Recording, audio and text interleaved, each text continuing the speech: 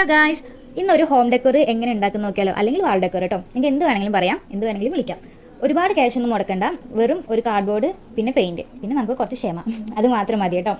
അപ്പോൾ ഇങ്ങനെ നോക്കിയാലോ, ക്ലൗഡ് ഷേപ്പിൽ കട്ട് ചെയ്തിട്ട് ഒരു കാർഡ്ബോർഡിൻ്റെ പീസ് എടുക്കുക. അല്ലെങ്കിൽ നിങ്ങൾക്ക് ഏത് ഷേപ്പാണോ വേണ്ടത് അങ്ങനെ ആയാലും മതി കേട്ടോ. നിങ്ങൾക്ക് വേണമെങ്കിൽ പേപ്പർ അതിൽ കവർ ചെയ്ത് കൊടുക്കാം. ഞാൻ പേപ്പറൊന്നും കവർ ചെയ്ത് കൊടുക്കുന്നില്ല കേട്ടോ.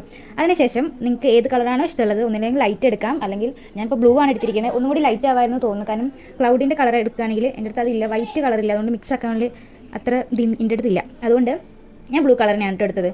പിന്നെ നമുക്ക് ഇഷ്ടമുള്ള കളർ വേണമെങ്കിൽ എടുക്കാം.